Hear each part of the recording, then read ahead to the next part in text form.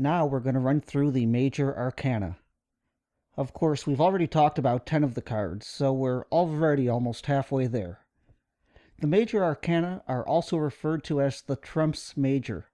These are the cards that represent very large or influential ideas within the tarot. They color the reading, not like a fine artist's brush, but more like a paint roller. These cards, like trump cards in a game, have a greater influence on the outcome than the other cards. So when you see them, pay particularly close attention and look at how their meaning reflects back and forward onto the other cards. So first, let's recap the 10 cards of the Major Arcana that we've already covered, numbers 1 through 10. 1. The Magician. The magician stands behind his altar with all the suits in front of him. We see the swords, wands, cups, and pentacles. Why? Because the magician is the creator of idea and thought. He is the one through which everything begins. This is not a physical creation. That's the Empress. This is not about breathing life into ideas, but the very inception of them within the human mind. 2. The High Priestess. The High Priestess card shows her seated between two pillars marked B and J. This represents the word and phrase inscribed upon the pillars in King Solomon's temple, Boaz and Hakin. Although this may not tie in completely squarely with Jewish theology, the words can loosely be understood to stand for strength and unity. And there's a cloth behind her depicting pomegranates, a sign of prosperity and ambition to the Egyptians, and a symbol of death and the afterlife to the Greeks. The High Priestess holds a scroll, is the keeper of secret knowledge. She holds down the moon, a symbol of mystery, beneath her foot. She does not represent creation, but rather inspiration, the middle ground between the idea, supplied by the magician, and the creation, inspired by the Empress. 3. The Empress. The Empress card depicts a woman, likely pregnant, seated comfortably and lavishly in a field. She represents fertility, not just for human life, but a fertility of ideas and other creations as well. Where the magician provided the spark, and the High Priestess gave that spark space and time to develop into an idea, the Empress is the start of bringing that idea, that spark, to fruition. No longer merely thoughts, action begins. The Empress is the great mother, the understanding sympathizer, the one who brings all things forward into the world and helps them mature and develop. 4. The Emperor. The Emperor signifies stability. The image depicts the Emperor upon his throne, ram's head suggesting Aries, a symbol of strength and great plans. He is the father figure, a man of strength who provides stability, structure, and order, power and protection. At his best, he is a wise leader. At his worst, a despot. 5. The Hierophant. The Hierophant, a high priest, sits perched upon his throne as two other holy men kneel before him. We see here a man who leads his flock in shared communal rituals. Remember, he is a leader of a flock, not of individuals. The Hierophant focuses on the group, leading them to their destiny, soothing their worries and fears. His power comes from tradition and consistency, providing his followers with comfort through stability. He represents also mercy and goodness, compassion, inspiration, and alliances. 6. The Lovers. The Lovers card depicts the lovers, a snake, temptation in the background, a divine spirit with open hands above them, a radiant sun. The card is not so much about two people, however, as it is about one. The person who has the experience of love feels the passion and desire for another, be it another person or an endeavor or a goal. In this way, the lovers are about that feeling inside you that allows you to know something with absolute certainty, even when it may not be entirely certain. That instinctual drive we create within ourselves from the most intense and mysterious desires. It is falling in love with something or someone. 7.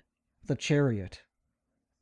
The Chariot card reflects the coming together of many, often contradictory parts. The light and dark sphinxes serve as the horses, but are poised to pull in opposing directions. The driver wears the sun on his head, but also crescent moons upon his shoulder, also depicting opposite forces. And yet the driver, the chariot, and the horses must work in unison. 7 is about the bringing together of forces, often contradictory to one another. It is also a symbol of victory and success, albeit hard won. Nothing can get in your way, but you may have to stand alone, and you will have to take control.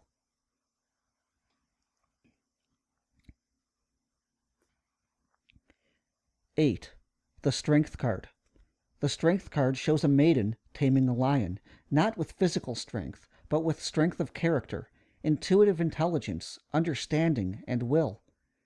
This is symbolic of resourcefulness, of harnessing the power we have to control our environment. Remember the chariot driver struggling to control the sphinxes or horses pulling in different directions? Well, with 8, we have mastered that accomplishment. We are no longer struggling to control the forces. We have the confidence, skills, and natural ability to do it intuitively, instinctively. And by doing so, we achieve harmony with our surroundings. Strength does not mean fighting a lion with your bare knuckles. As the card illustrates, the effect is far stronger than that. A lion is not destroyed in your clutches. It is one beside you, obeying your command. Which is more powerful? Your strength is more than your physical abilities. 9. The Hermit. The Hermit card depicts a wizened old man, alone, leading his way by a light, which if you look closely is actually a shining star, leading his way through the darkness. The Hermit is not hiding away. Although nothing surrounds him, the Hermit is out, searching, seeking, traveling. The Hermit represents peaceful knowledge. No longer fighting and struggling, the Hermit has found inner peace and understanding. He journeys alone, as he needs no other. He knows his route, he understands his life. This card represents peace and solitude, withdrawal, careful thought, organization, rumination, putting one's affairs into order. The Hermit may represent a wise or inspirational person in the querent's life, such as a friend, teacher, therapist, or mentor, someone who the querent usually sees alone. Perhaps other people in the querent's life do not even know about this person, or only know of them. The Hermit helps the querent to put things into perspective, helps them find what they are seeking. The Hermit also indicates a need to be alone, a need to withdraw and be with one's thoughts. The querent may be antisocial or have a need for quiet time for reflection. Perhaps the querent needs time to sort things through on his or her own without the rush of outside influences. This card may represent a time of great creativity or insight, as the querent allows themselves time for reflection and introspection, quite likely involving not a retreat from the world, but a personal exploration in other, new directions. It symbolizes the integration of all we have done and all we have achieved. 10. The Wheel of Fortune. The Wheel of Fortune card is a circle, a return to the beginning, but carrying with it the past experiences of the previous cards. It symbolizes transcendental completion, not just the completion of the task, that is represented by the 9s, but the wrapping up of the loose ends, tidying up, and carrying on. The wheel also represents transition, movement, and change, the rises and falls that we experience in life. Don't assume, through the 3s, 4s, 5s, and so on, going up to 9, that the end result is assured success. You never know. And so with 10 comes a replacement of the old with the new, a mastery of previous things or lessons learned, but with that some parts of life being pushed towards the bottom, and others towards the top, in the ever-turning wheel. And now for the rest of the Major Arcana. The system I use for organizing the remaining cards is the pattern 3-2-1, 3-2-1. As you will see, Justice, the Hanged Man, and Death are linked sequentially, one leading to the next, leading to the next. And then we have a set of 2, Temperance and the Devil, opposing forces. Understand that the Devil is a card of temptation, the opposite of Temperance. Then we have the Tower, which stands alone, bridging the realm of human concerns, concerns of the flesh or of society that we had in the previous cards, Justice, the Hanged Man, and Death, Temperance, the Devil. And we go from the human to the spiritual, another set of 3 cards, the Star, the Moon, the Sun, all symbols of mysticism and the divine. And then a set of 2 cards, Judgement and the World. These 2 cards carry the theme and echo the story of the coming of days. And then there's 1 card left, the 0 card, the Fool. The first or last card of the deck, the Fool, which takes us back to the beginning, as we will discuss. So let's get started. 11. Justice. The Justice card depicts a figure seated between 2 pillars, upraised sword in one hand, the scales of justice in the other. This card represents objectivity and balance. It suggests the power that is found in doing the right thing, making the tough decision. It is also a card which suggests a finality. With the application of justice, the score or the account is settled, finalized. This card is also about balance, the weighing of options or behaviors. It is a reminder to be rational, calculating, assess a situation, and make a careful, well-considered decision.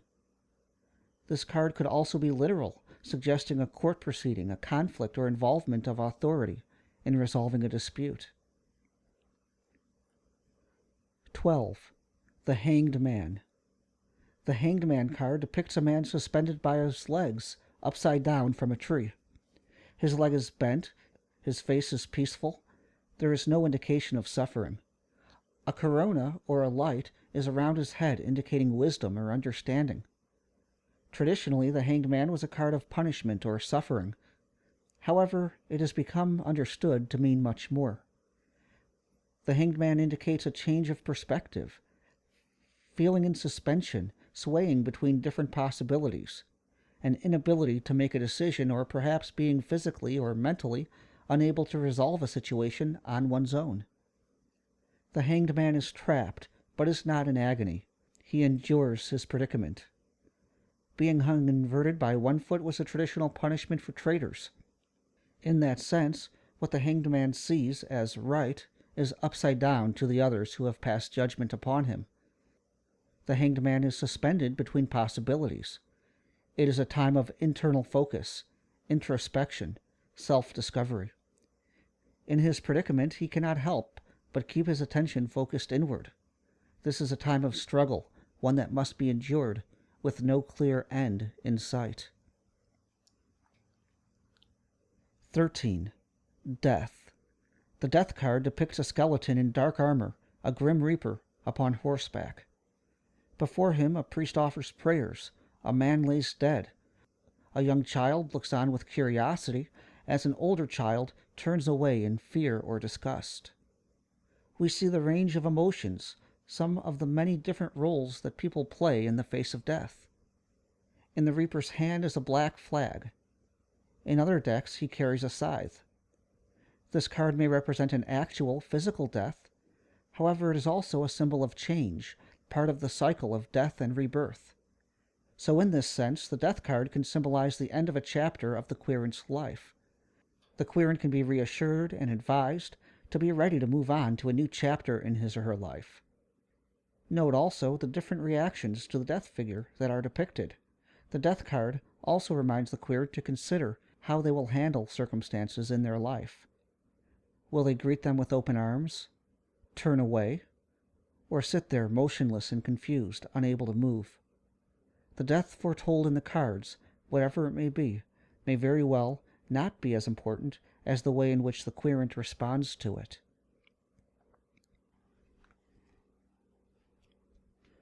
14. Temperance. Temperance depicts an archangel at the edge of a riverbank, 1 foot on land, the other in water, pouring water from one cup into another.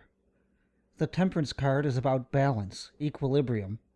It suggests finding compromise or agreement, as well as a reminder to maintain moderation in your life. The Temperance card is about finding balance, reconciling opposing viewpoints or conditions within one's life. It is a reminder to carefully measure or proportion those things which we enjoy. 15. The Devil. The Devil card borrows from many different conceptions of the devil. We see the goat's legs and horns, the wings of a bat. He holds a torch in his left hand. Chained to his pedestal are a man and a woman, also with characteristics of the devil, horns and a tail. But note, their chains are loose around their neck. They are capable of slipping them off. They choose to remain chained. The card represents addiction, vice, or obsession, things which we can slip off, escape from, if we so desire. This card recognizes our carnal, baser instincts and desires, the things to which we choose to remain beholden. When representing a person, the devil represents a powerful person, one who is hard to resist. They may have power over the querent in the form of strength, manipulation, sexual power, or persuasion. In relationships, indicated by a court card such as a page, knight, queen, or king, this may suggest an unhealthy codependency or situation better avoided. This card is not about forced slavery, but about willful submission to ourselves and our own desires. It may indicate that the querent struggles with a form of temptation, weakness, or addiction. It serves as a reminder to cut the ties, free yourself from the shackles, break free. This card is about temptation and control. It asks us, what will we allow to enslave us? Surely we are all slaves to something or some things. But are we blind to that which controls us? Or do we choose freely? Are our choices beneficial? Or are we living in denial? 16. The Tower. The Tower card depicts the rapid and sudden destruction of a structure by lightning. Men leap out from the windows in terror and shock. This card is about a rude awakening, shocking realizations. It suggests that long-standing beliefs will be challenged and will crumble. This could be a religious belief, the belief one has in another individual or in an institution. The tower will collapse to the ground, as it was likely built upon a weak or false foundation. So this card suggests a violent shake-up in the querent's life. Something in the querent's life will soon require rebuilding, reconstruction, upon a new foundation. 17. The Star. The Star card depicts a maiden supplying both the ground and a pond with water, endless cups providing enough for all that is needed to be done. Bright stars shine in the sky, with the brightest star directly overhead. Nevertheless, the light from the star is cool and distant.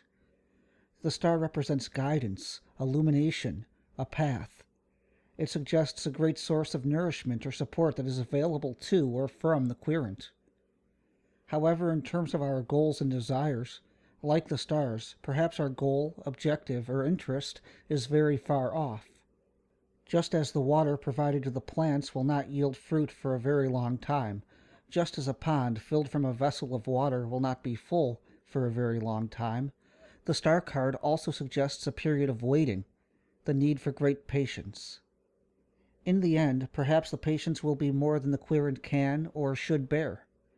Perhaps it may suggest that the querent should lift their eyes from their surroundings, affix them firmly to the distant star, and move on.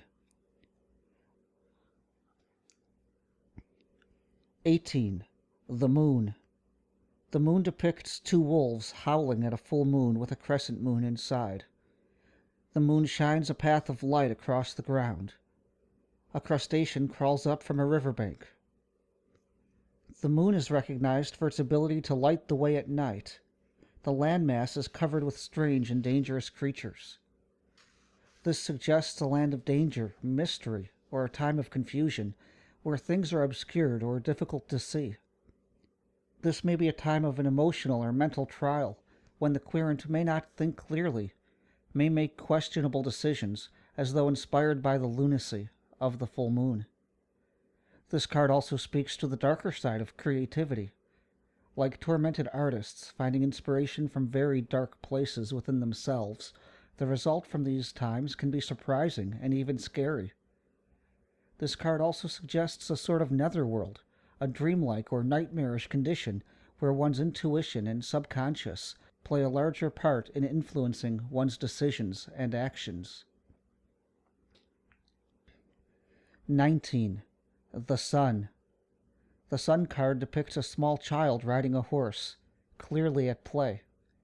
Innocent and joyful, the bright, radiant sun shines down from the sky. Sunflowers stand tall.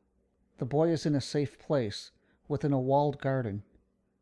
This card suggests happy times of simple and innocent pleasures. It portrays someone's day in the sun. This may suggest a new arrival, a new birth in the family. It could also suggest unexpected pleasures, surprises, something that fills you with wonder and childlike amazement. 20. Judgement. The Judgement card depicts humans across the land rising from their coffins to the sound of an angel's trumpet. This isn't the zombie card. Think of this as a time of resurrection, a bringing back the past, revisiting things and making peace, or finding new answers or new ways from past situations that were long ago thought to be put to rest. It is a cleansing of sin as we move forward. This card suggests making a final decision, moving forward with a new outlook on the past, taking the past which is long gone and finding a way to incorporate it with your present life as a way of moving forward. It is a reminder that you cannot leave the past behind, but must carry it forward in a way that makes sense. This is also a card which suggests healing, possibly of a physical nature, or perhaps psychological. Often, the querent will be facing something which will require a final decision. It is likely something the querent does not wish to face. 21. The World. The World card depicts a woman surrounded by a wreath, holding two wands, with a man, an eagle, a bull, and a lion at the corners of the world. Her legs are crossed in a figure 4, just as was seen with the Hanged Man, but this time she is upright. Whereas the Hanged Man was about internal reflection, the World card is about looking outward, seeing things from a higher viewpoint, observing things for how they truly are. As for the 4 characters depicted in the corners, they can represent the 4 suits of the tarot, as we saw in the Magician card, the 4 fixed signs of the zodiac, the 4 elements, the compass points, the 4 corners of the universe. This is a card about completion of a long-term project or the growth outwards from a long journey. The querent may find that he or she has recently come out of a long challenge and now can see his or her position from a higher viewpoint, such as going from student to teacher, or apprentice to master. The World card can also suggest a fantastic journey or a trip, something that has been put off for a long time, or something of great importance to the querent. And this brings us back to the first and last card of the Major Arcana, the 0 card, the Fool. In other decks, the Fool is numbered 22. So why end with the Fool rather than begin with it? Because, in a sense, the Fool is both the beginning and the end. As the 0 in the deck, it's before the beginning. So let's take a look at this card. We see the Fool with a bag hanging off his staff, all his possessions there. A small dog warning him of danger as he approaches the edge of the cliff, his head held too high to see. The Fool is unaware, completely accepting, innocent. The Fool represents a newly incarnated soul, a blank slate, free of ideas imposed by others. There is an extreme innocence to the Fool. This is not a foolish person as we understand it today, but more of the idea of a babe in the woods, or a jester. In medieval times, the jester was the one person who could speak freely to the king, in jest, without fear of getting his head cut off.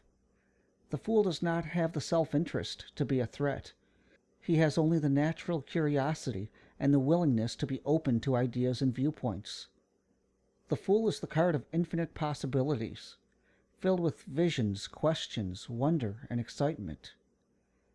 The Fool represents a new beginning, and when indicating a person within the tarot spread, the Fool most likely refers to the querent himself or herself. They may have no idea what they will do or what they want to do, but for now that is okay. They are free to just enjoy life, experience things with an open mind, and delight in it all. However, a Fool can also be naive or overly optimistic. But overall, the Fool is not a bad card. It is not suggesting foolishness. It suggests being open, optimistic, head in the clouds. Surely there are times and opportunities where this can be a very special time in the querent's life, and it should be appreciated, as not all times will be this good and carefree. So this concludes my review of the Major Arcana. I hope you found it helpful and informative. Thanks for watching.